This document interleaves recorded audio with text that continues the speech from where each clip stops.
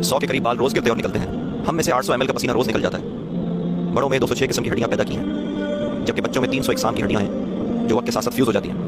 हम अपनी पूरी जिंदगी में 23,000 लीटर का सलाइवा यानी कि थूक मुंह के जरिए पैदा करते हैं, जो बड़े स्विमिंग पूल को बआसानी भर सकते हैं। हमारे जिस्म में इतना आयरन है कि जिसकी मदद से 2 इंच लोहे की कील बआसानी बनाई जा सकती है। जब हम जाग रहे होते हैं तो हमारा दिमाग इतनी बिजली पैदा कर सकता है जिससे एक छोटा बल्ब आसानी से जलाया जा सकता है। हमारी आंख में 120 बिलियन रॉड सेल्स हैं कि अगर इन रॉड सेल्स को जोड़कर डिजिटल कैमरा बना दिया जाए तो 576 मेगापिक्सल कैमरा बआसानी बनाया जा सकता है।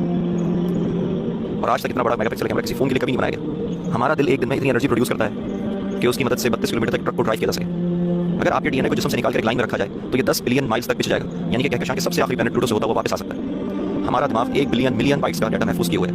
हमारा दिल अपनी पूरी जिंदगी में 1.5 मिलियन बैरल्स तक का खून पंप कर सकता है।